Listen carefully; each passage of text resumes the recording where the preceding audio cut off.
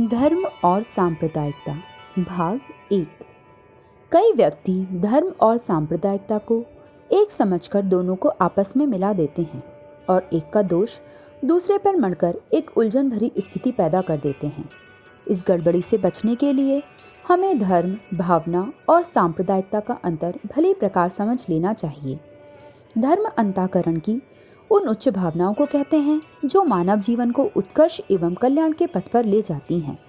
धर्म के 10 लक्षण बताते हुए भगवान मनु ने उन्हीं गुणों को गिनाया है जिनको अपनाने से जीवन में पवित्रता, संयम, उदारता एवं उन्नति की ओर प्रगति होती है। यह धर्म तत्व मनुष्य प्राणी का स्वभाव है, वह उसकी आत्मा की पुकार है। इस तत्व का आचरण करने से अंतःस्थल में शांति मिलती है और उसके विपरीत आचरण करने पर अतरंग जीवन में घोर अशांति उत्पन्न होती है। धर्म का पालन किए बिना न व्यक्ति की न समाज की किसी की भी शांति और सुव्यवस्था स्थिर नहीं रह सकती। इसलिए धर्म की धारणा उतनी ही आवश्यक मानी गई है जितनी कि जलवायु और अन्न का सेवन। लोगों को धार्मिक बनाने के लिए प्रायः सभी विचारवान व्यक्ति अपने प्रयत्न जारी रखते हैं।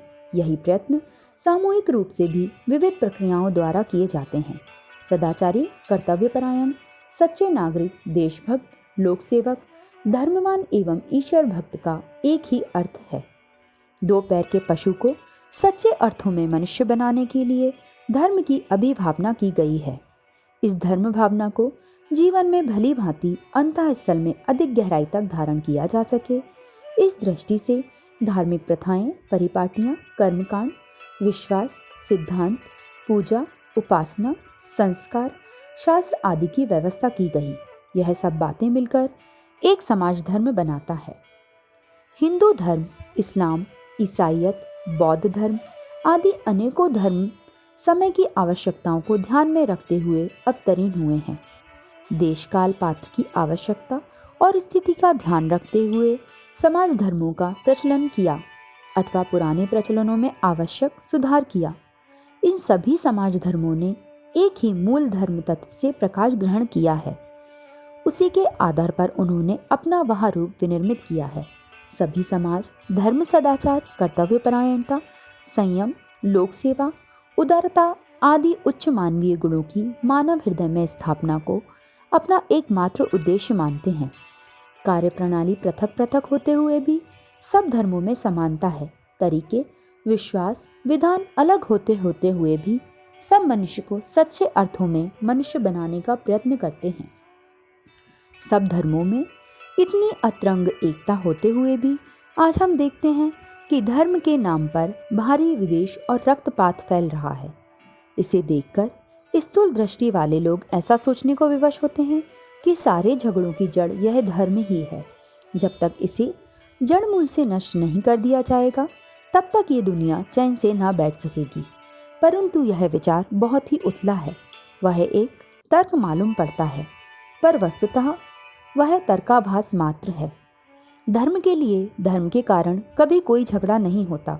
झगड़ों का कारण है सांप्रदायिकता। सांप्रदायिकता का अर्थ है संकीर्णता, अनुदारता, आपापूर्ति, स्वार्थपरता, अहंकारिता। यह सांप्रदायिकता जिस क्षेत्र में भी घुस बैठती है वहीं भारी विद्वेष, घृणा, शोषण, उत्पीड़न, क्रूरता तथा अनाचार का बोलबाला कर देती है। यह केवल धार्मिक क्षेत्रों तक ही हर क्षेत्र में अपना विषैला कार्य जारी रखती है। अंतर्राष्ट्रीय क्षेत्र में वर्ण विद्वेष के रूप में वह मौजूद है। जर्मनी में यहूदियों के विरुद्ध, अफ्रीका में हिंदुस्तानियों के विरुद्ध, अमेरिका में नीग्रो लोगों के विरुद्ध यही सांप्रदायिकता काम कर रही है। देशभक्ति के नाम पर एक देश के नेता अपने देश के लाभ के लिए दूसरे देशों का शोषण करते हैं। जापान ने चीन पर, इटली ने अबिसिनिया पर, जर्मनी ने अपने पड़ोसी देशों पर चढ़ाई की थी। भारत को इतने दिन इसी चक्र ने गुलामी में जकड़े रखा। पिछले 2 महायुद्धों में लगभग 1 करोड़ मनुष्यों का खून बह गया। अपार संपत्ति स्वाहा हुई और आज भी परमाणु बम बन रहे हैं। तीसरे महायुद्ध की आधारशिला रख दी गई है। आगे भी ना जाने कितना बड़ा संहार होने वाला है। आर्थिक क्षेत्र में यह सांप्रदायिकता, अनुदारता अपने दूसरे रूप में मौजूद है, जिसे पूंजीवाद, साम्राज्यवाद, उपयोगितावाद, अवसरवाद आदि नाम से पुकारते हैं।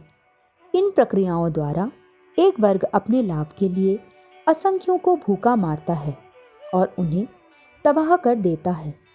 गरीबों की हड्डियों पर अमीरों के महल खड़े होते हैं। एक और करोड़ों मन अन्न इसलिए जलाकर नष्ट किया जाता है कि दुनिया में महंगाई बढ़े। दूसरी ओर उस अन्न के दानों के लिए लाखों आदमी तड़प कर प्राण त्यागते हैं। अखंड ज्योति, मार्च 1948, पृष्ठ 5। विचार क्रांति दूत यूट्यूब चैनल को सब्सक्राइब करें एवं अगले वीडियोस प्राप्त करने के लिए बेल आइकन दबाएं। धन्यवाद।